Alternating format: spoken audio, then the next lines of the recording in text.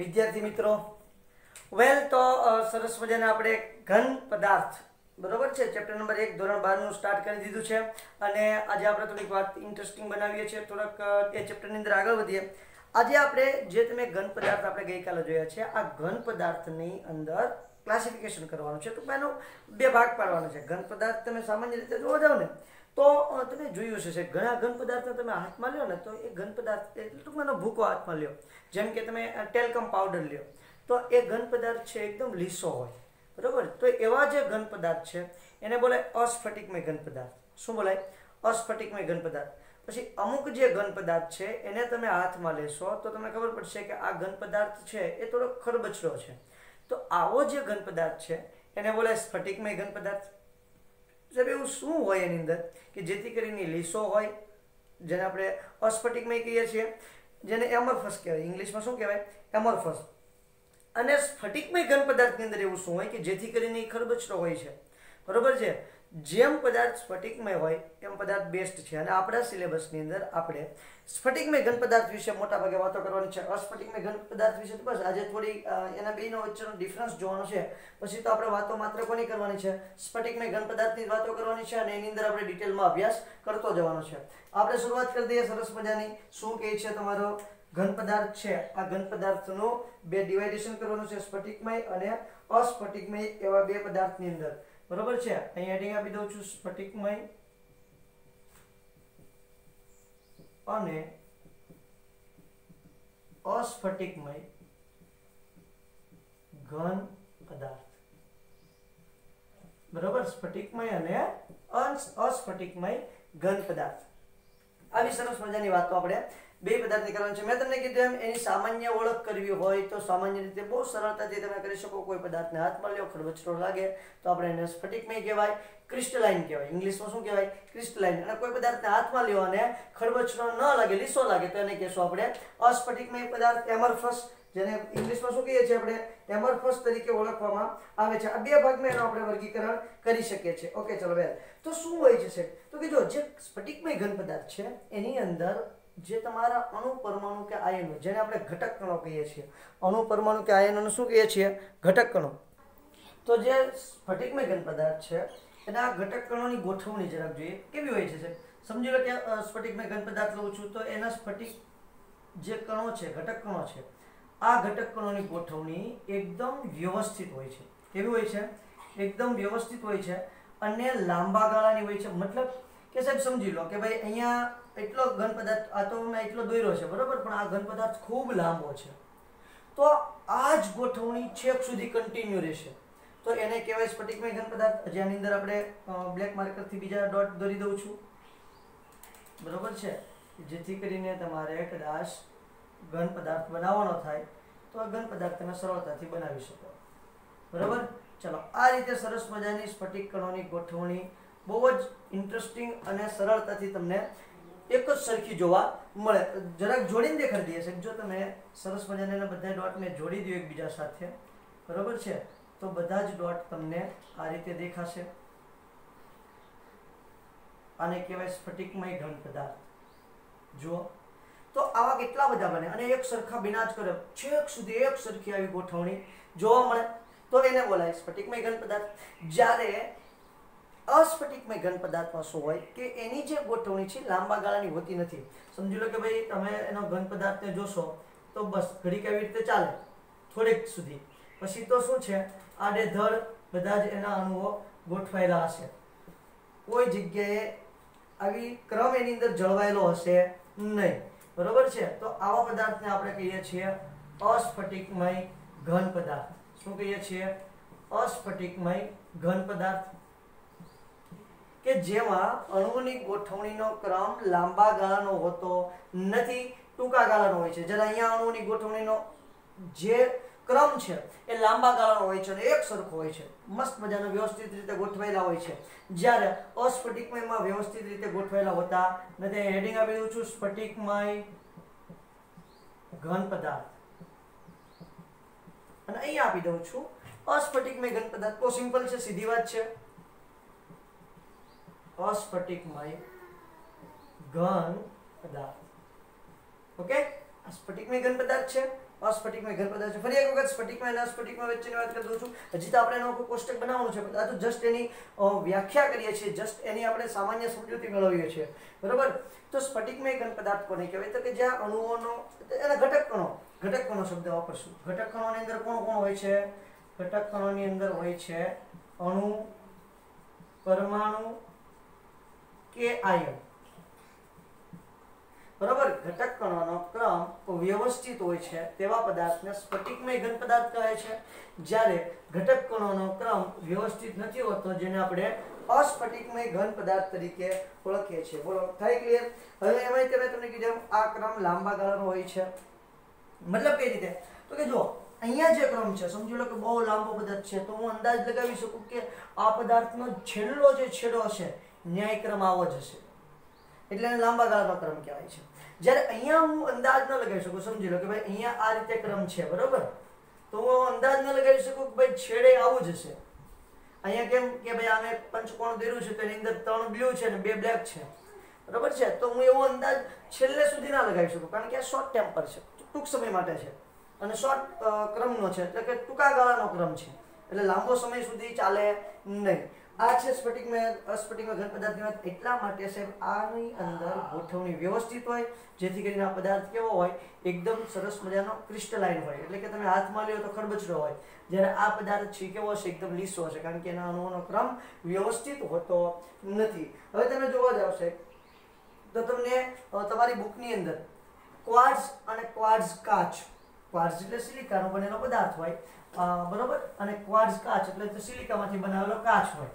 તો ક્વાર્ટઝ જે છે એ તમારો ક્વાર્ટઝ સરસ મજાનો સ્ફટિકમય ઘન પદાર્થ છે, જ્યારે ક્વાર્ટઝ કાચ જે છે એ અસ્ફટિકમય ઘન પદાર્થ છે. એની તમને સામાન્ય આકૃતિ તમારી બુકની અંદર દેખાડેલી છે, બરોબર. તો એ જરાક આકૃતિ ઉપર આપણે ધ્યાન દોરીએ તો જો ક્વાર્ટઝ જે છે એ સ્ફટિકમય ઘન પદાર્થ છે. હવે સ્ફટિકમય ઘન પદાર્થ છે એને કારણે શું છે? તો કે ભાઈ એની અંદર અણુઓનો ક્રમ જે છે એ વ્યવસ્થિત રીતે છે.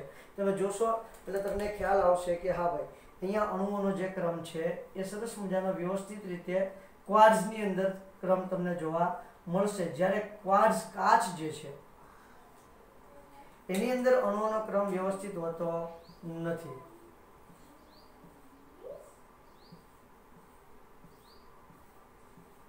અચ્છા, ક્વાર્ટઝ. હવે ક્વાર્ટઝ કાચ હજી આમાં જે તમે જોવા જાવ તો હજી એ તમને નીચેની સાઈડે આપેલું છે, તમારા બુકની અંદર તમે જોશો એટલે ખ્યાલ આવશે બેટા, બરોબર છે. આ રીતે આખી સરસ મજાની ગોઠવણી આપેલી છે. હવે જે ક્વાર્ટઝ કાચનો ક્રમ તમને બતાવું, આ છે ક્વાર્ટઝ.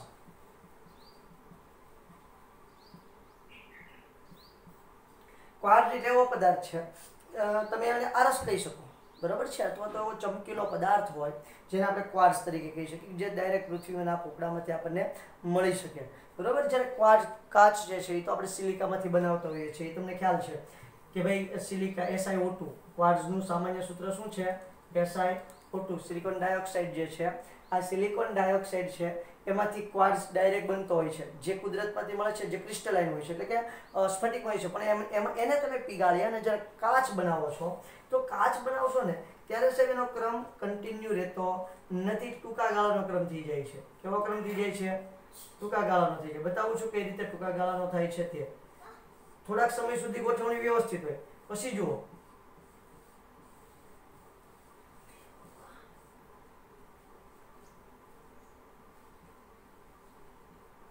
પછી એની ગોઠવણીની અંદર શું થઈ જાય છે? ફેરફાર થઈ જાય છે.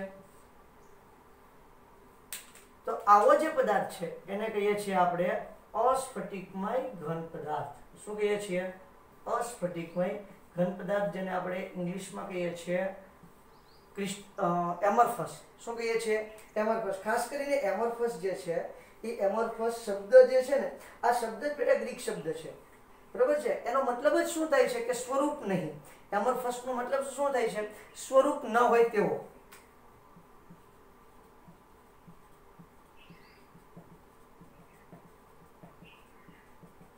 એટલે આપણે એને કહીએ છીએ એમરફસ પદાર્થ. અને ક્રિસ્ટલાઇન પદાર્થ આ છે ક્વાર્ટઝ કાચ.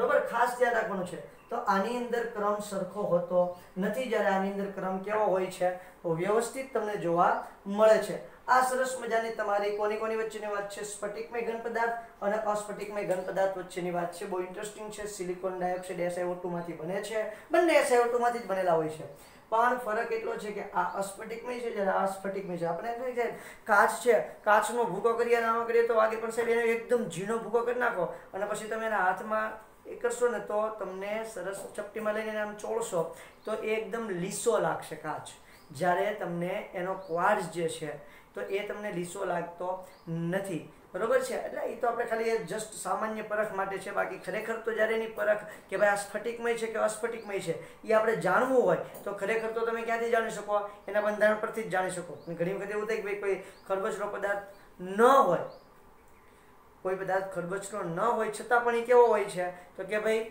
અસ્ફટિકમય હોય છે, અને ઘણી વખત ખરબચડો ન હોય છતાંય સ્ફટિકમય હોય છે અને ખરબચડો હોય છતાંય અસ્ફટિકમય હોય છે, એવું પણ પોસિબલ છે।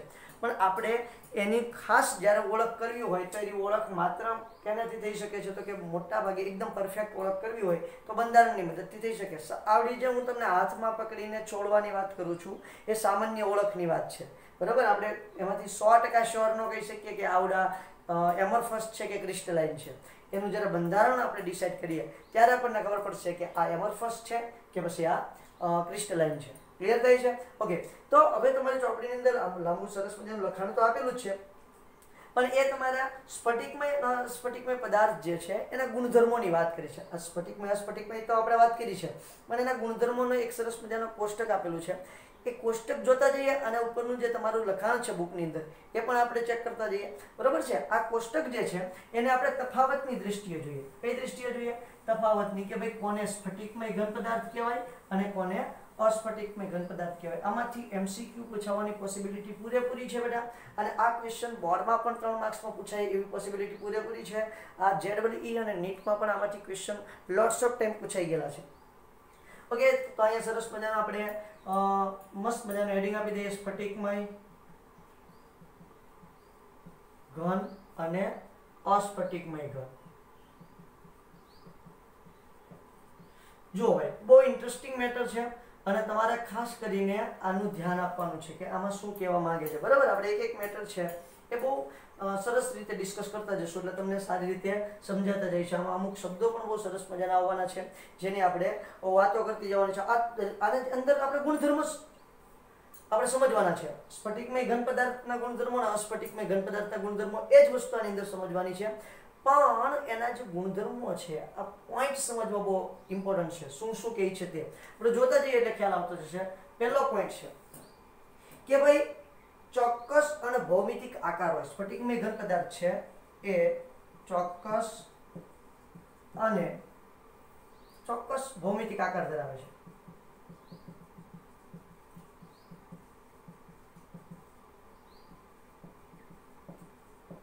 ચોક્કસ ભૌમિતિક આકાર ધરાવે છે કોણ? તો કે ભાઈ તમારો સ્ફટિકમય ઘન પદાર્થ ચોક્કસ અને લાક્ષણિક ભૌમિતિક આકાર। લાક્ષણિક એટલે બધાનો પોતપોતાનો અલગ આકાર હોય છે, સરસ મજાનો। જ્યારે અહીંયા શું છે ભાઈ તો કે ભાઈ ચોક્કસ લાક્ષણિક આકાર હોતો નથી। આ તો આપણે તો વાત હમણાં કરી દીધી છે સાહેબ, સમજી લો કે સ્ફટિકમય ઘન પદાર્થ છે તો એની અંદર સરસ મજાની અણુઓની ગોઠવણી વ્યવસ્થિત રીતે હોય, બરોબર છે, તો આકાર વ્યવસ્થિત જ હોવાનો છે, એમાં કોઈ શંકાને સ્થાન પડવાનું નથી। જ્યારે અહીંયા અણુઓની ગોઠવણી જ વ્યવસ્થિત ન હોય તો આકાર વ્યવસ્થિત હોવાની કોઈ પોસિબિલિટી જ નથી સાહેબ, બરોબર છે। જો આને આપણે જોડી દઈએ તો આકાર આવો બને છે, આપણે હમણાં થોડી વાર પહેલા જોયો છે, બરોબર। અને આપણે એકમ કોષ કહીશું, આગળ આપણે હમણાં ભણવાનું છે, નેક્સ્ટ આ ચેપ્ટરની અંદર આગળ જ ભણવાનું છે કે આને આપણે એકમ કોષ કહીએ છીએ। હવે જો સાહેબ સેમ ટુ સેમ અહીંયા હવે અણુઓની ગોઠવણી જ વ્યવસ્થિત ન હોય તો આકાર વ્યવસ્થિત હોવાની સંભાવના છે નહીં, બરોબર। આડેધડ અણુઓ ગોઠવાયેલા હોય તો આકાર વ્યવસ્થિત બનવાની પોસિબિલિટી નથી। તો ક્યાંથી આકાર વ્યવસ્થિત બનવાનો? ચલો આ રીતે ગોઠવાયેલા હોય અણુઓ, અને અણુઓ જે આડેધડ ગોઠવાયેલા છે ને એની એક આપણને બહુ બેનિફિટ થવાનું છે, આપણે જોઈએ હમણાં આગળ। તો આનો જો ચોક્કસ આકાર સાહેબ તમે બનાવી નહીં શકો, બરોબર છે, બનાવવા જશો તો કોઈ આમાં ચોક્કસ આકાર બનતો નથી। આ છે અસ્ફટિકમય ઘન પદાર્થ, આ છે સ્ફટિકમય ઘન પદાર્થ. ઓકે, નેક્સ્ટ બીજો આપણે સરસ મજાનો પોઈન્ટ જોઈએ. બીજો પોઈન્ટ ઇન્ટરેસ્ટિંગ માં આવે છે. શું ઇન્ટરેસ્ટિંગ છે? તો કે ભાઈ ગલન બિંદુની વાત છે. શેની વાત છે? ગલન બિંદુ. સ્ફટિકમય ઘન પદાર્થના ગલન બિંદુ ચોક્કસ હોય. સ્ફટિકમય ઘન પદાર્થ ના ગલન બિંદુ કેવા હોય છે ભાઈ? ચોક્કસ, ફિક્સ હોય છે. કેવા હોય છે? ફિક્સ, કે જે લાક્ષણિક તાપમાને જ પીગળી જાય છે. સ્ફટિકમય ઘન પદાર્થના ગલન બિંદુ ચોક્કસ અને લાક્ષણિક હોય છે. ચોક્કસ અને લાક્ષણિક હોય છે. જ્યારે અસ્ફટિકમય પદાર્થમાં શું હોય છે? તો અહીંયા ગલન બિંદુનો ગાળો હોય છે. શું હોય છે? ગલન બિંદુનો ગાળો હોય છે. તાપમાનના ગાળા દરમિયાન ધીમે ધીમે નરમ થાય છે અને પછી તે શું થાય છે ભાઈ? તો કે પીગળે છે. અસ્ફટિકમય ઘન પદાર્થ, અસ્ફટિકમય ઘન પદાર્થ ના ગલન બિંદુ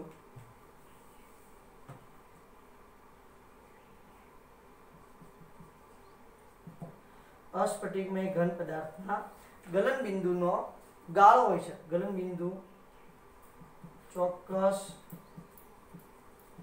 અને લાક્ષણિક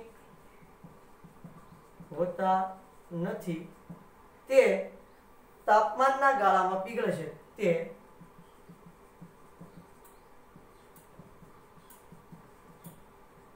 પીગળે છે. શું થાય છે પેલા?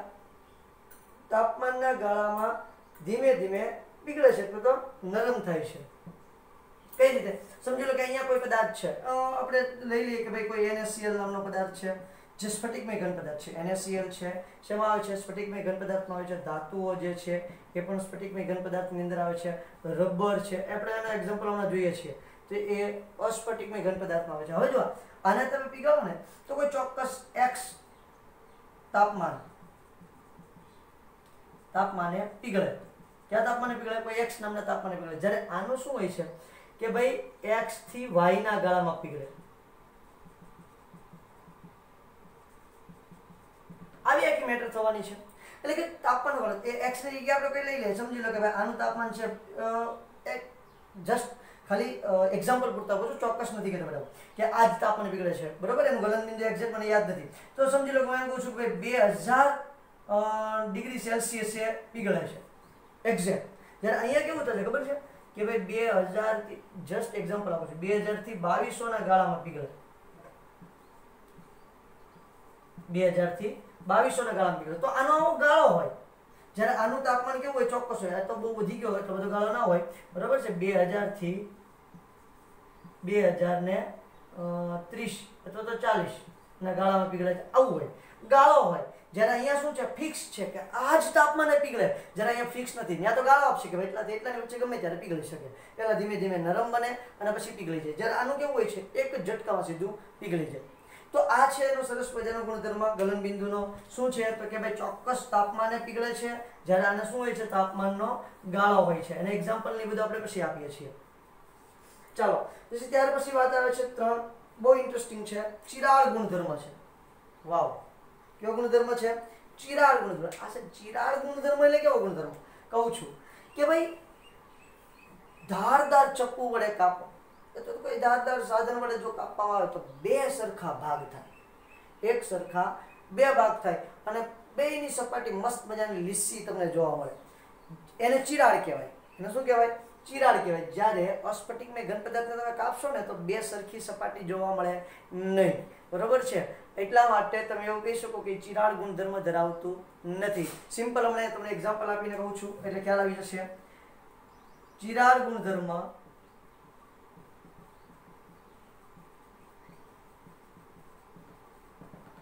કેવો ગુણધર્મ ધરાવે છે? ચિરાળ, જેને ક્લેવેજ તરીકે ઓળખવામાં આવે છે. જ્યારે ચિરાળ ગુણધર્મ ધરાવતો નથી.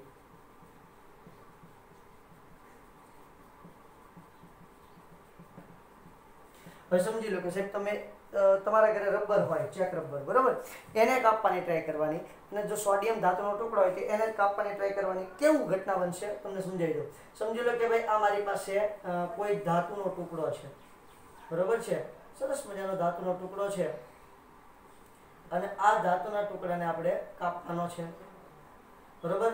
હવે આ જે ધાતુનો ટુકડો છે એને સાહેબ તમે કાપશો તો શું થશે? તો કે આ ધાતુનો ટુકડો છે ને એ એના જેવી જ બીજી સપાટી ઉત્પન્ન કરશે. સમજી લો કોઈ ધારદાર સાધન વડે કંઈ પૂછે એક્ઝેક્ટ, તો એના સરસ મજાના બે હરખા ભાગ થઈ જશે, અને બંનેની સપાટી કેવી છે? એકદમ મસ્ત મજાની લીસી છે. જ્યારે તમે અસ્ફટિકમય ઘન પદાર્થ, સમજી લો કે રબરને કાપો છો, તો રબરને તમે કાપવા જશો ને એટલે શું થશે? અહીંથી આવી રીતે કાપાઈ જશે, એક સરખા બે ભાગ થતા નથી, બરોબર છે, આવી રીતે થઈ જશે, એનો ભાગ નીકળી જશે. તો આની સપાટી લીસી હશે નહીં. હવે તમને એમ થાય રબરની તો લીસી છે, પણ સાહેબ તમે કાપી જોશો ત્યારે તમને ખબર પડશે ધાતુના ટુકડા એટલે કે સોડિયમ ધાતુનો ટુકડો હોય ને એને તમે જો ધારદાર ચપ્પુ વડે કાપો તો એક સરખી ચળકદાર અને લીસી સપાટી મળશે. જ્યારે તમે રબરને ધારદાર વડે કાપવાની છૂટશે, એક સરખી ક્યારે લીસી સપાટી તમને મળે નહીં. એ તો તમે જોશો ત્યારે ખબર પડશે, જ્યારે પ્રેક્ટિકલ કરશો ને ત્યારે. એટલે જો કદાચ પ્રેક્ટિકલ ન કરો તો તમારે ખાસ યાદ રાખવાનું છે કે રબરને કાપો તો સાહેબ તમને લીસી સપાટી નહીં મળે, કાચને કાપો તો લીસી સપાટી ન મળે. તમને એમ થાય કે કાચને કાપીએ તો કેવી સરસ મજાની લીસી સપાટી હોય, ના હોય.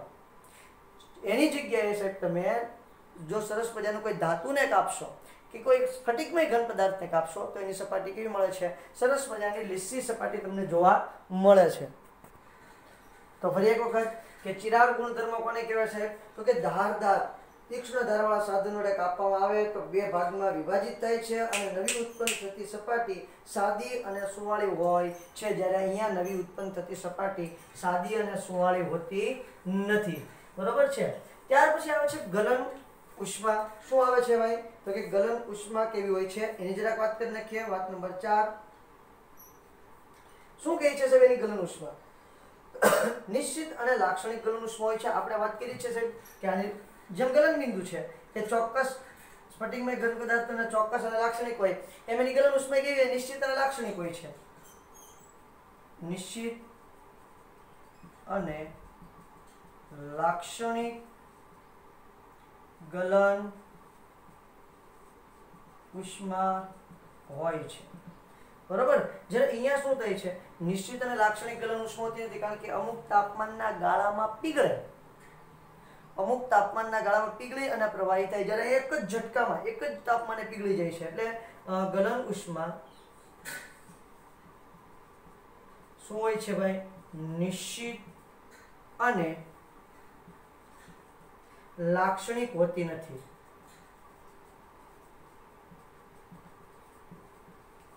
ગલન ઉષ્મા નિશ્ચિત અને લાક્ષણિક હોતી નથી. આ ચોક્કસ તાપમાને સાહેબ એક્ઝેક્ટ તાપમાને પીગળે છે, જ્યારે આ પીગળી અને અમુક ચોક્કસ તાપમાનના ગાળામાં પીગળે છે. અને આપણે એમની વાત કરી છે કે ભાઈ સમજી લો કે 2000 કે 2040 ની વચ્ચે પીગળે, જેના ચોક્કસ હોય 2000 એટલે 2000 પીગળી જ જવાનું, બરોબર છે.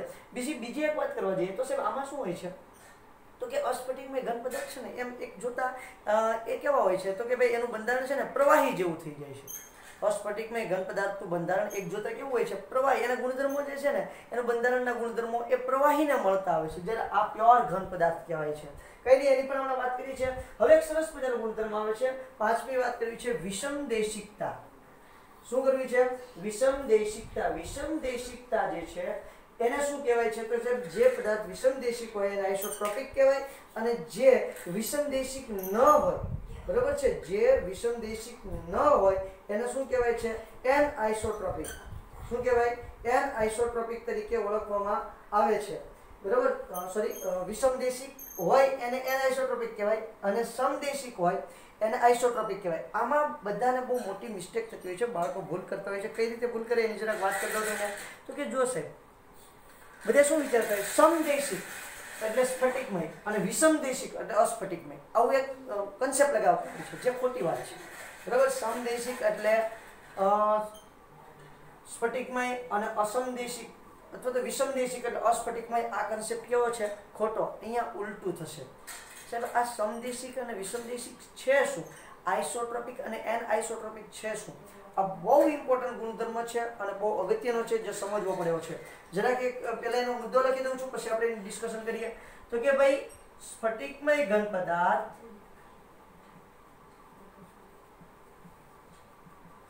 સ્વભાવે વિષમદેશિક હોય છે. કેવો હોય છે? વિષમદેશિક હોય છે. ફરી એક વખત છે, વિષમદેશિક હોય છે.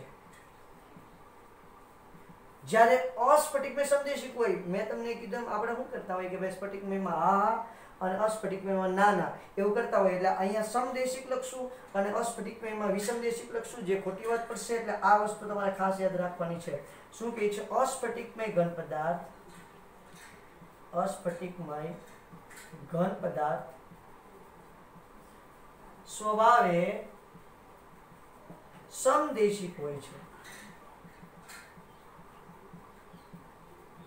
સ્વભાવે સમદેશિક હોય છે. સાહેબ આ સમદેશિક અને વિષમદેશિક શું છે એ જરાક અમને સમજાવો. ઉભેલ ખાસ મગજમાં રાખજો. આ એના ભૌતિક ગુણધર્મોને આધારે હોય છે. સમજી લો કે ભાઈ તમારો કોઈ સ્ફટિકમય ઘન પદાર્થ છે, તો એના ભૌતિક ગુણધર્મો આપણે જોવા છે. ભૌતિક ગુણધર્મો એટલે કેવા કેવા જોવા છે સાહેબ? તો કે એક આપણે જોઈ લઈએ, સમજી લો કે ભાઈ વક્રી ભવનાંક જોઈ લઈએ, વિદ્યુત વાહકતા જોઈ લઈએ, આ યાંત્રિક મજબૂતાઈ જોઈ લઈએ, બરાબર છે. પછી પ્રકાશની ગતિ જોઈ લઈએ, પ્રકાશની ગતિ, યાંત્રિક મજબૂતાઈ, વિદ્યુત વાહકતા, વક્રી ભવનાંક, આ બધા એના શું છે? તો કે ભાઈ ભૌતિક ગુણધર્મો છે.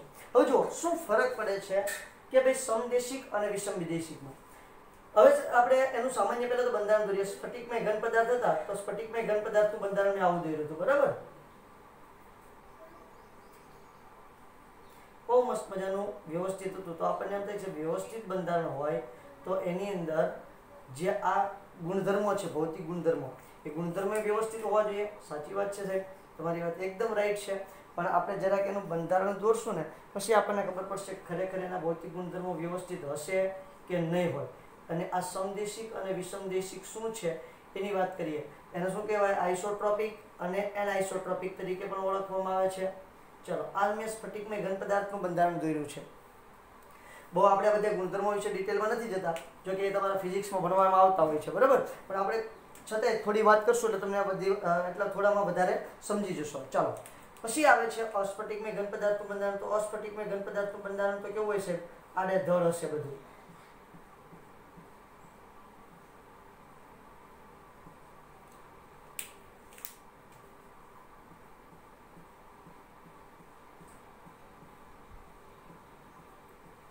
કોઈ સેવિયરના બંધારણમાં વ્યવસ્થા નહીં હોય, બધું આડેધડ ગોઠવાયેલું હશે, બરાબર? હવે થશે શું? તો જુઓ છે, સમદેશિક કોને કહેવાય એની વાત કરું છું અને વિષમદેશિક કોને કહેવાય એની વાત કરું છું. હવે અહીંયા ધ્યાન આપજો. અહીંયા જો અલગ અલગ દિશામાંથી હું પ્રકાશની ગતિ જોઉં છું. આપણે એક ગુણધર્મ ખાલી જોઈએ, ચાલો એના પરથી તમે બધું સમજી લેશો. સમજી લો કે હું આ દિશામાં પ્રકાશની ગતિ જોઉં છું. તો જુઓ અહીંયા તમને એના ઘટક કણો, અણુ પરમાણુ કે અહીંયાનો રસ્તામાં આવશે તો પ્રકાશની ગતિ કેવી થશે? ઘટશે, બરોબર? હવે એની જગ્યાએ હું અહીંયાથી જોઉં છું, તો જો કોઈ અણુ રસ્તામાં આવવાના છે નહીં, તો એને પ્રકાશની ગતિ કેવી હશે? વધારે. બીજી બાજુ સમજી લો કે આ ધન આયન છે, જે બ્લુ છે તે પોઝિટિવ ચાર્જ છે અને બ્લેક છે તે નેગેટિવ ચાર્જ છે. હવે જો આ દિશામાં હું જોઉં તો તમે વિચારી શકો કે પ્રકાશની ગતિ કેવી હશે? અલગ. જ્યારે આ દિશામાં જોઉં તો પ્રકાશની ગતિ કેવી હશે? અલગ. આ દિશામાં જોઉં તો પ્રકાશની ગતિ અલગ, કારણ કે બ્લુ બ્લેક એ રીતે આવશે તો પણ પ્રકાશની ગતિ અલગ છે. તો અહીંયા દરેક પરિમાણમાં, એટલે કે અલગ અલગ દિશામાંથી તમારા જે ભૌતિક ગુણધર્મો છે એના મૂલ્યો અલગ અલગ મળશે. ભૌતિક દિશામાં મૂલ્યો કેવા મળશે? અલગ અલગ. હવે એવું તમે યાંત્રિક મજબૂતાઈ જુઓ, એવું જ તમે વિદ્યુત વાહકતા જુઓ, વક્રી ભવનાંક જુઓ, બરોબર છે? વક્રી ભવનાંક આપણને ખબર છે શું છે તે. વક્રી ભવન જુઓ ખાલી તો એ તમને ખ્યાલ આવી જશે. વિદ્યુત વાહકતા જુઓ, જો ભાઈ અહીંથી વિદ્યુત વાહક કરશો, નેગેટિવ ચાર્જ હોય ત્યાંથી વિદ્યુત વાહક કરશો, અથવા તો ખાલી પ્લેસ છે, સમજી લો કે આ જે જગ્યા છે એ ખાલી જગ્યામાંથી વિદ્યુતનું વહન કરશો તો તમે જોશો તો દરેક વખતે તમારા વિદ્યુતનું વહનનું મૂલ્ય અલગ અલગ મળશે. તો તો આવું અલગ અલગ મૂલ્ય મળે ને એને બોલે વિષમદેશી, કે જ્યાં તમારા ભૌતિક ગુણધર્મો બધી જ દિશામાં એક સરખા મળતા નથી. ફરી એક વખત, જ્યાં મૂલ્ય અલગ અલગ મળે છે એને શું કહેવાય છે? તો કે ભાઈ વિષમદેશી કહેવાય છે. અને જ્યાં તમારા આ ગુણધર્મો છે એ બધી જ દિશામાં એક સરખા હોય તો એને કહેવાય સમદેશી. શું કહેવાય? સમદેશી. તો આ બધી જ દિશામાં અલગ અલગ હશે. અહીંયા હવે જોઈએ છે અહીંયા શું થાય છે. હવે જોશે અહીંયા તમે ગમે અહીંયાથી દાખલ કરો, આડેધડ બધું છે, બરોબર છે. તમે ગમે એ દિશામાંથી જાઓ તો કોઈ જગ્યાએ એનો લાંબો સમય ક્રમ જળવાઈ રહેવાનો નથી. બધે આડેધડ એનો ક્રમ આવતો હોય. તો આડેધડ ક્રમ આવતો હોય તો તમે કોઈ જગ્યાએ એનું ચોક્કસ કહી ના શકો કે ભાઈ અહીંયા તમારા નેગેટિવ ચાર્જ હશે ને અહીંયા પોઝિટિવ ચાર્જ હશે. કોઈ વસ્તુ તમે કહી શકવાના નથી. તો તમે જ્યાંથી જાઓ ત્યાંથી આડેધડ જ આવવાનું. અહીંથી આડેધડ આવશે, અહીંથી આડેધડ આવશે, અહીંથી તે તમે જાઓ, બરોબર છે. તો અહીંથી આડેધડ આવશે, અહીંથી આડેધડ આવવાનું છે, બધું આડેધડ જ ગોઠવેલું છે. તો થઈ જશે શું થાય? તો કે તમે કોઈ પણ દિશામાંથી જશો તો એના મૂલ્ય સમાન આવશે. એના ભૌતિક ગુણધર્મોના મૂલ્ય કેવા આવશે? સમાન આવશે. અહીંથી તમે જાઓ તો પ્રકાશની ગતિ જે મળશે ને એ જ અહીંથી જાઓ ત્યારે મળશે, એ જ અહીંથી જાઓ ત્યારે મળશે, અહીંથી પ્રકાશ પસાર કરો ત્યારે મળશે, અહીંથી પ્રકાશ પસાર કરો ત્યારે મળશે. જે બાજુથી પ્રકાશ પસાર કરશો એની ગતિ સરખી જ હશે. વેગ, વેલોસિટી, બરાબર. વેલોસિટી કેવી હશે? સમાન હશે. જ્યારે અહીંયા બધી જ દિશામાં વેગ સમાન હશે નહીં. તો જ્યારે બધી જ દિશામાં એના બધા જ ભૌતિક ગુણધર્મોનું મૂલ્ય સમાન હોય એને સમદેશિક કહેવાય. આ સમદેશિક હોવા માટેનું મેઇન કારણ કયું છે? તો કે એના અણુઓની અવ્યવસ્થિત ગોઠવણી છે. જ્યારે અહીંયા વ્યવસ્થિત છે ને એટલે નુકસાનકારક છે. અમુક જગ્યાએ વ્યવસ્થા હોય બહુ સારી હોય, પણ અમુક જગ્યાએ વ્યવસ્થા શું કરે બેટા? નુકસાન કરે. એ જ ઘટના અહીંયા આપણને જોવા મળી છે. અહીંયા સરસ મજાના સ્ફટિકમય ઘન પદાર્થની અંદર અણુ, પરમાણુ કે આયનોની ગોઠવણી વ્યવસ્થિત થયેલી હોય, પણ થશે શું? તો કે ભાઈ બધી જ દિશામાં એના ભૌતિક ગુણધર્મો અલગ અલગ હોય, એટલા માટે એને વિષમદેશિક બોલાય. જ્યારે અહીંયા બધી જ દિશામાં એના ગુણધર્મો કેવા હશે? સમાન હશે, એટલે એને બોલાય સમદેશિક. આ ખાસ મગજમાં રાખવાનું છે. બધાને ભૂલ કરતા હોય છે. આપણે એવું વિચારીએ કે અહીંયા અણુની ગોઠવણી વ્યવસ્થિત છે એટલે આ સમદેશિક હશે, પણ એવું બનતું નથી. આ વિષમદેશિક છે, એનઆઇસોટ્રોપિક છે, જ્યારે આ આઇસોટ્રોપિક છે. ક્લિયર થઈ છે કે વાત? બહુ ઇન્ટરેસ્ટિંગ ગુણધર્મ છે, ખાસ મગજમાં રાખવાનું છે. ન સમજાણું હોય તો વિડીયો રિવાઇઝ કરીને જોઈ લેવાનો છે. આ બધાના ગુણધર્મો છે. વક્રી વળાંક, વિદ્યુત વાહકતા. તો અહીંયા બધી જ દિશામાંથી અલગ અલગ હશે, જ્યારે બધી જ દિશામાં તમને એક સરખી વિદ્યુત વાહકતા કે એના જે કંઈ ભૌતિક ગુણધર્મો આવતા હશે એ બધા તમને એક જ સરખા મળવાના છે, બરોબર. કેમાં? તો કે અસ્ફટિકમયમાં સમાન મળે છે એટલે એને સમદેશિક કહેવાય, અને સ્ફટિકમયમાં અલગ અલગ મળે છે બધી દિશામાં એટલે એને બોલાય વિષમદેશિક. બોલો થાય વાત ક્લિયર બેટા? ચાલો ત્યાંથી પછી નવો જે સ્વભાવે કેવા હોય છે આનો સ્વભાવ જોઈ લઈએ. વાત નંબર 6. સ્વભાવે સાચા ઘન છે. સ્વભાવે સાચા ઘન પદાર્થ છે. એ કેવા? સાચા ઘન અને ખોટા ઘન. એવું કેવું હોય છે? એવું સાચા ઘન ને ખોટા ઘન એવું હોતું નથી, પણ આ પ્યોર ઘન કહી શકાય. જે આપણા સ્ફટિકમય ઘન પદાર્થ છે એને આપણે શું કહી શકીએ? શુદ્ધ ઘન પદાર્થ કહી શકીએ. જ્યારે આ જે છે એને કેવા કહેવાય? આભાસી ઘન પદાર્થ અથવા તો અતિશીત પ્રવાહી. સ્વભાવે આભાસી ઘન અથવા અતિશીત પ્રવાહી કહે છે. એટલે શું થાય છે કે સમજી લો કોઈ વાયુમય પદાર્થ છે એનો ઘન બનાવ્યો હોય, બરોબર છે, અથવા તો કાચ લઈ લઈએ તો કાચને સાહેબ અતિશીત પ્રવાહી કહેવામાં આવે છે. આપણે ચેપ્ટર નંબર 5 ધોરણ 11 ની અંદર ભણ્યા છીએ કે ભાઈ જૂના કોઈ મકાન હોય, ખૂબ જૂના મકાન હોય, એના તમે બારીનો કાચ છે એને તમે હટશો તો ખબર પડશે કે ભાઈ નીચેની બાજુ જે કાચ છે એ જાડો હશે અને ઉપરની બાજુ કેવો હશે? પતલો. એટલે નીચેની બાજુ કાચ જાડો હશે અને ઉપરની બાજુ પતલો હશે. સાહેબ આવું કેમ થાય?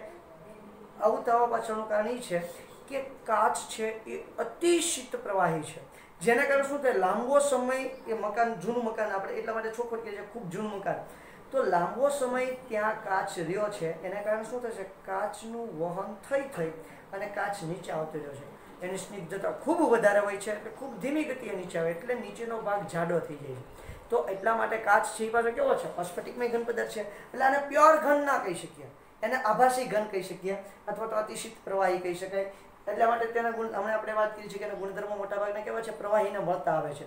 એના અણુઓની ગોઠવણી કેવી છે, અણુ પરમાણુ કે આયનની ગોઠવણી પ્રવાહી જેવી હોય છે. જ્યારે આ કેવા છે, સ્વભાવે ઘન પદાર્થ, સાચા ઘન પદાર્થ તરીકે હોઈ શકે. સ્વભાવે સાચા ઘન પદાર્થ તરીકે આપણે એને કહી શકીએ છીએ. બરાબર. એન્ડ ધ લાસ્ટ પોઈન્ટ, 7મો પોઈન્ટ, આ ઉપરનો પહેલો બીજો પોઈન્ટ ભૂસી નાખું છું. સ્ક્રીનશોટ લઈ લો બેટા આનો. ઓકે, ચાલો લાસ્ટ 7મો પોઈન્ટ આપણે એનો જોઈએ. તો 7મા પોઈન્ટની અંદર શું કહે છે, તો કે ભાઈ તમારા જે આપણે ઓલરેડી જો કે શરૂઆતમાં વાત કરી દીધી છે એ જ વાત 7મા પોઈન્ટની અંદર કરે છે કે ભાઈ આ જે સ્ફટિકમય ઘન પદાર્થ છે એમાં એના ઘટક કણોની ગોઠવણી લાંબા ક્રમની હોય છે. કેવી હોય છે? લાંબા ક્રમની, એટલે કે લાંબા વિસ્તારનો ક્રમ ધરાવે છે. જ્યારે આ અસ્ફટિકમય છે ટૂંકા વિસ્તારનો ક્રમ ધરાવે છે. ઘટક કણોની ગોઠવણી લાંબા વિસ્તારનો ક્રમ ધરાવે છે. અહીંયા શું થશે? ઘટક કણોની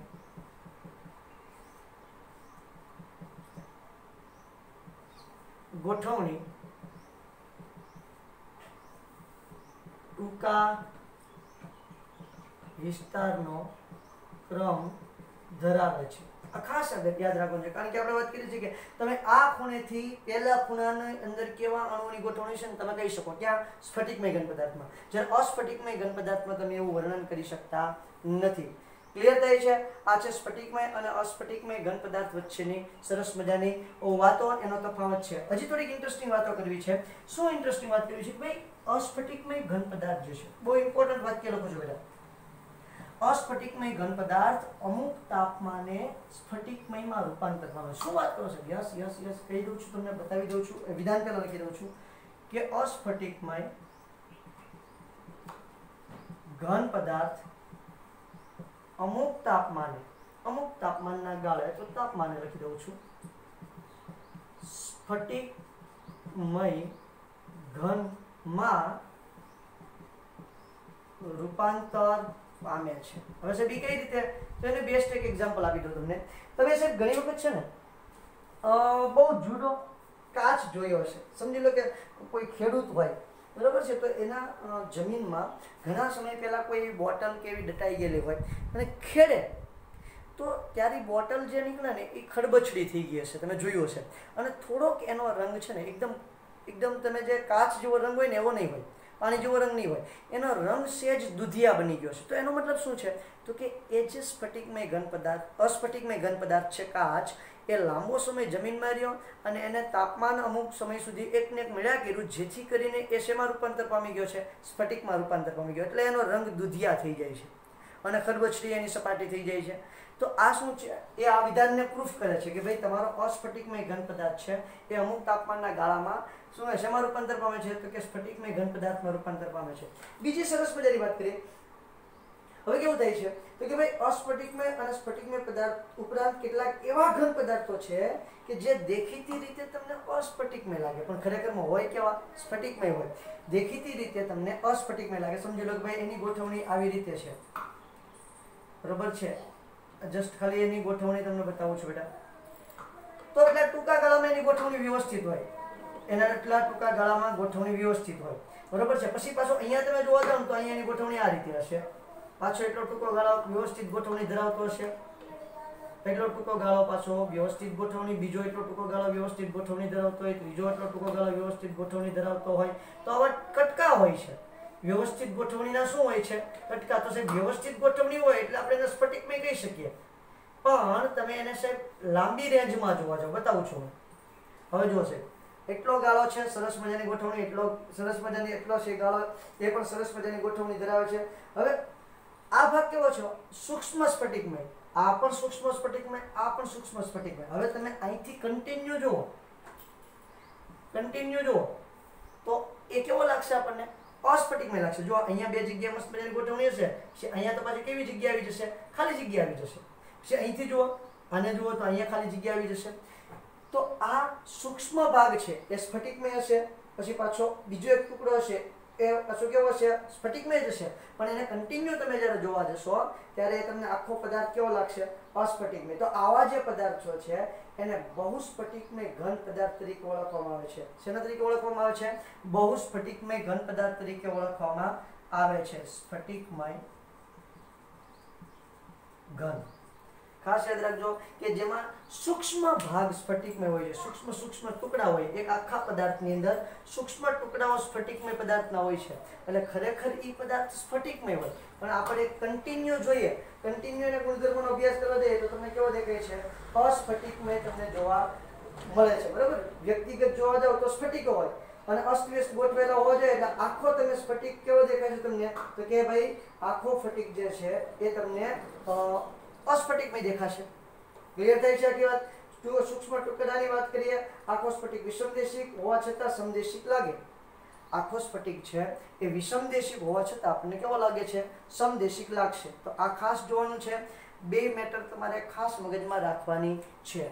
ત્યાંથી જરાક આગળ વધીએ તો અસ્ફટિકમય ઘન પદાર્થો જે છે એ પણ ઘણા ઉપયોગી છે. અસ્ફટિકમય પણ ઘન પદાર્થો આપણે એવું નથી કે ભાઈ સ્ફટિકમય હોય એ જ આપણે કામના છે, અસ્ફટિકમય આપણને કંઈ કામ નહીં આવે. તો અસ્ફટિકમય ઘન પદાર્થો ઘણા ઉપયોગી છે. પહેલા ફરી એક વખત આ વાત કરી દઉં છું. બહુસ્ફટિકમય ઘન પદાર્થ કોને કહેવાય એની એક વખત સમજૂતી આપી દઉં છું કે ભાઈ તમે ઘન પદાર્થ ઘણા એવા જોશો તો તમને એના નાના નાના ટુકડાનો અભ્યાસ કરશો તો એ સ્ફટિકમય લાગશે, પણ આખા ઘન પદાર્થનો અભ્યાસ કરશો તો અસ્ફટિકમય લાગશે. એવું કેમ? તો કે ભાઈ એના અમુક ટુકડામાં વ્યવસ્થિત ગોઠવણી તમને જોવા મળે, જેથી કરીને શું થાય? તો કે ભાઈ ટુકડાનો અભ્યાસ કરો તો એ તમને વિષમદેશિક લાગે, એટલે કે સ્ફટિકમય લાગશે. જ્યારે આખા પદાર્થનો અભ્યાસ કરશો તો એ પાછો કેવો લાગશે? સમદેશિક લાગશે. એટલે સ્ફટિકમય છે અને છતાંય તમને કેવો લાગશે? અસ્ફટિકમય લાગશે. એવા ઘન પદાર્થને બહુસ્ફટિકમય ઘન પદાર્થ તરીકે ઓળખવામાં આવે છે. ઓકે વેલ, ત્યાંથી જરાક આગળ વધીએ તો ભાઈ તમને શું ઉપયોગી છે? અસ્ફટિકમય ઘન પદાર્થ તમને શું ઉપયોગી છે? તો અસ્ફટિકમય ઘન પદાર્થને તમે જોવા જશો તો જુઓ, કાચ છે, રબર છે, પ્લાસ્ટિક છે, આ આપણને ખૂબ જ ઉપયોગી છે. કાચ, રબર, પ્લાસ્ટિક જેવા અસ્ફટિકમય ઘન પદાર્થો ખૂબ જ ઉપયોગી છે. રોજિંદા જીવનમાં સાહેબ આપણને અતિશય ઉપયોગમાં નીવડે છે. બરાબર? ત્યાંથી જે આગળ વધીએ તો સાહેબ અસ્ફટિકમય સિલિકોન એ ફોટોવોલ્ટેઇક પદાર્થ છે જે સૌર ઉર્જાને વિદ્યુત ઉર્જામાં રૂપાંતર કરે છે. અસ્ફટિકમય કોણ? સિલિકોન. અસ્ફટિકમય સિલિકોન. ફોટોવોલ્ટેઇક છે. ફોટોવોલ્ટેઇક કોને કહેવાય? તો કે સૌર ઉર્જાનું વિદ્યુત ઉર્જામાં રૂપાંતર કરે એને ફોટોવોલ્ટેઇક પદાર્થ કહે છે. ને એવો કોષ જે હોય એને ફોટોવોલ્ટેઇક કોષ, જેનો સૌર પ્લેટ કહીએ છીએ આપણે ટૂંકમાં. અસ્ફટિકમય સિલિકોન શું છે? તો કે સૌર ઉર્જાનું વિદ્યુત ઉર્જામાં રૂપાંતર.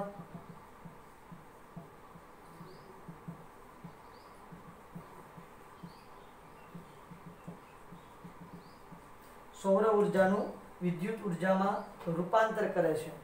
એટલો ઇમ્પોર્ટન્ટ પદાર્થ છે ફોટોવોલ્ટેઇક, જેને શું કહીએ છીએ આપણે? ફોટોવોલ્ટેઇક. ફોટો એટલે સૌર ઉર્જા અને વોલ્ટેઇકને આપણે વિદ્યુત ઉર્જાની અંદર રૂપાંતર કરીએ એટલે એને કહીએ છીએ ફોટોવોલ્ટેઇક. બોલો, થાય ક્લિયર? ચલો, ત્યાર પછી તમને સરસ મજાના લખાણ સંબંધિત ક્વેશ્ચન આપેલા છે. આ લખાણ સંબંધિત ક્વેશ્ચન તમારે જાતે સોલ્વ કરવાના છે. એમાંનો કાલે એક ક્વેશ્ચન હું સોલ્વ કરાવીશ, બાકી બધા તો આપણે જે થિયરી ચલાવી છે એની અંદર આવી જાય છે. બરાબર? કાલે હવે આપણે આ જે ઘન પદાર્થ છે એનું 4 પ્રકારે વિભાજન કરવાનું છે. સ્ફટિકમય અને અસ્ફટિકમય તો જોયું છે, પણ અન્ય એનું 4 પ્રકારના ઘન પદાર્થ બને છે. એની અંદર આપણે કાલે વિભાજન કરવાનું છે. એના આપણે નેક્સ્ટ લેક્ચરની અંદર વાત કરશું. ઓકે? આજે આપણે એટલે સુધી રાખીએ. Thank you.